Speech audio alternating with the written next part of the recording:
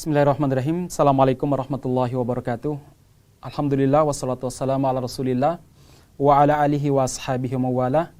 Ayuhas shaimin wal shaimat, jamaah sekalian yang mudah-mudahan dirahmati Allah Subhanahu wa taala.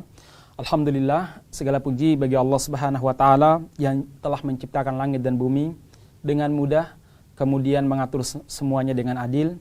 Segala puji bagi Allah Subhanahu wa taala yang telah memberikan kenikmatan luar biasa kepada kita, nikmat iman, nikmat Islam, dan juga memudahkan kita untuk berjumpa di bulan Ramadan. Segala puji bagi Allah Subhanahu wa taala yang telah menjadikan kita sebagai seorang mukmin yang insyaallah bertakwa kepada Allah Subhanahu wa taala. Dengan keimanan yang kita miliki, kita akan bisa memasuki surga Allah Subhanahu wa taala. Shaimin, shaimat, sholihin, sholihat dimanapun Anda berada, alhamdulillah untuk ke-14 kalinya kita berjumpa di bulan Ramadan. Mudah-mudahan semua amal ibadah kita dicatat sebagai amal soleh di sisi Allah Subhanahu wa taala. Di kesempatan kali ini kita akan berbicara terkait masalah al-muftirat as-shaum, yaitu perkara-perkara yang membatalkan puasa, sebagaimana biasanya kita mengkaji kitab Majalisus Syahr Ramadan karya dari Syekhuna Al-Allamah Muhammad bin Shalih Al-Utsaimin rahimahullah. Baik, jamaah sekalian yang mudah-mudahan dirahmati Allah Subhanahu wa taala, di buku ini di Majalis Syahr Ramadan, Syekh Utsaimin rahimahullah menjelaskan bahwa ada 7 perkara yang bisa membatalkan puasa. Yang pertama adalah al-jima', yaitu berhubungan badan. Apa definisi jima'? Ilaju dzakari fil faraj, yaitu masuknya dzakar ke dalam lubang vagina ataupun kemaluan perempuan. Dan ini termasuk perbuatan yang sangat celaka dan mencelakakan pelakunya di bulan Ramadan. Maksudnya di siang hari bulan Ramadan. Maka saudara sekalian, barang siapa yang sengaja berjima dengan istrinya di siang hari bulan Ramadan, maka puasanya batal. Kemudian setelah dia berjima, dia wajib menahan dirinya untuk tidak melakukan hal-hal yang lain. Dia tidak boleh makan, tidak boleh minum, atau perkara-perkara pembatal puasa lainnya sampai terbenamnya matahari. Dan orang yang jima, dia wajib melakukan 3 kafarah. Yang pertama adalah dia harus membedakan seorang budak yang perempuan, seorang budak mukmin. Kalau dia tidak mampu atau tidak ada sebagaimana zaman kita sekarang, maka dia puasa 2 bulan berturut-turut, tidak boleh dipisah 1 hari pun. Kalau dia memisahnya dengan sengaja, maka mulai dari awal lagi. Kecuali kalau karena sakit, atau karena safat, atau karena kerja berat, itu jedanya diperbolehkan. Kemudian yang ketiga adalah apa? Dia kalau tidak mampu berpuasa 2 bulan berturut-turut, dia harus memberi makan 60 fakir miskin. Kata beliau, setiap fakir miskin itu 1/2 kilo beras. Baik, jamaah sekalian yang mudah-mudahan dirahmati Allah Subhanahu wa taala, hal ini berdasarkan sabda Rasulullah sallallahu alaihi wasallam ketika ditanya oleh seorang laki-laki yang menggauli istrinya di siang hari bulan Ramadan. Rasulullah sallallahu alaihi wasallam mengatakan, "Hal tajidu raqabah? Apakah kau mendapatkan budak yang bisa dibebaskan?" Qala la, tidak ada ya Rasulullah. "Hal tastati usiyama syahrain? Apakah kau mampu berpuasa 2 bulan berturut-turut?" Maksudnya, qala la, tidak ya Rasulullah.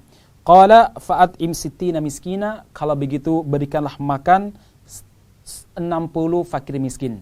Baik, itu yang pertama jemaah sekalian. Kemudian yang kedua adalah inzalul mani bi ikhtiyarihi, yaitu mengeluarkan mani, sperma, baik laki maupun perempuan, disengaja tapi di luar jima. Contoh mungkin dengan, mohon maaf, istimna, yaitu onani, atau mungkin dengan mencium lawan jenis, atau mungkin dengan dipegang, baik dipegang alat kelamin dan lain sebagainya. Ini juga bisa membatalkan puasa dan termasuk dosa besar. Ini termasuk dalam makna hadis di mana Rasulullah SAW mengatakan, yada'u tu'amahu wa syarabahu wa syahwatahu min ajli. Itu apa? Orang yang berpuasa, kata Allah Subhanahu wa taala, dia seharusnya meninggalkan makan, meninggalkan minum, dan meninggalkan syahwatnya disebabkan mencari doa Allah Subhanahu wa taala. Artinya kalau ada orang tidak makan, tidak minum, tapi dia menggauli istrinya, atau mungkin dia mengeluarkan maninya, baik disengaja, dengan cara yang tidak dibenarkan oleh syariat, maka dia sudah berdosa. Yang kedua, dia tidak meninggalkan syahwatnya, artinya dia batal. Sementara kalau dia menjaga dirinya dari mengeluarkan mani atau tidak sampai mengeluarkan mani dalam masalah mencium, memegang, diperbolehkan. Sebagaimana hadis Aisyah radhiyallahu anha, beliau berkata, Anan Nabiy sallallahu alaihi wasallam kana yuqabbilu wa huwa shaimun wa yubashiru wa huwa shaimun walakinnahu kana amlakukum liirbih.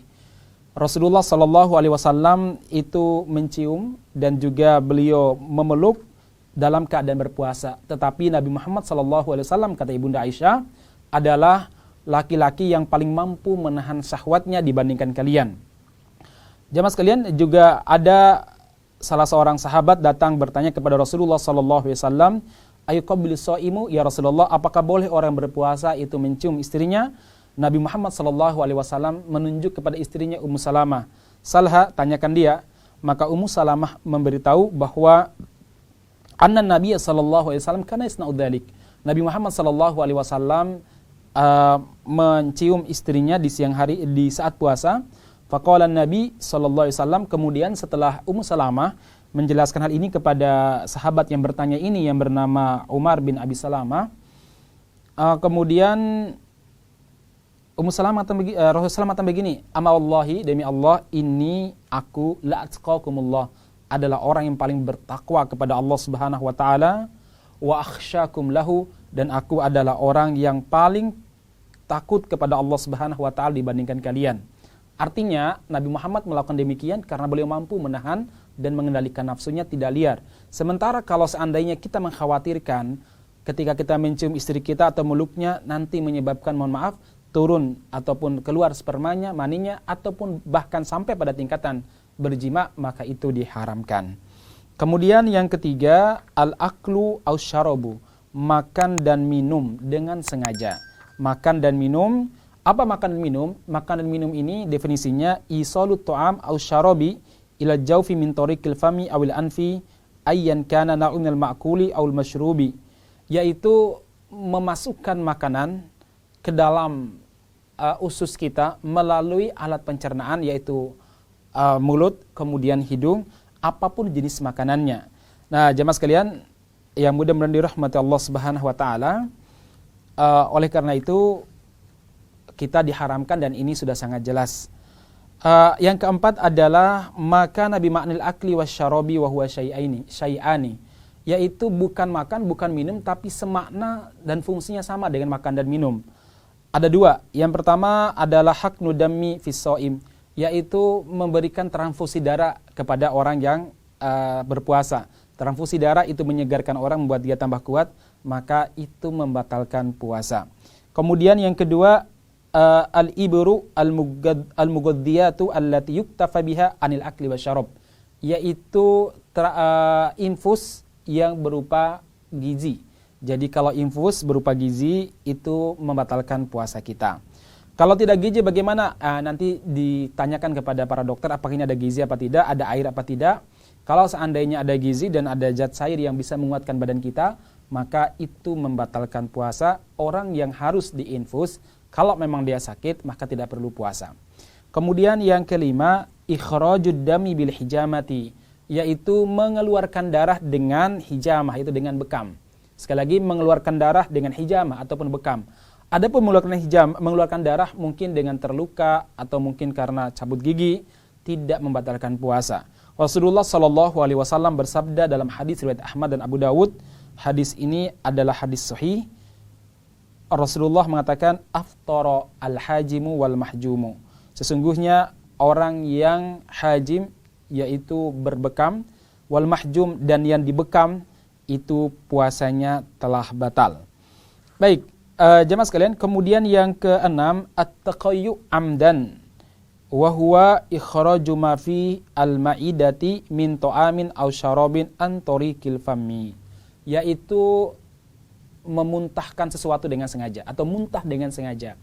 Muntah dengan sengaja didefinisikan oleh beliau sebagai apa? Mengeluarkan sesuatu, makan dan minuman dari lambung kita dikeluarkan lewat mulut.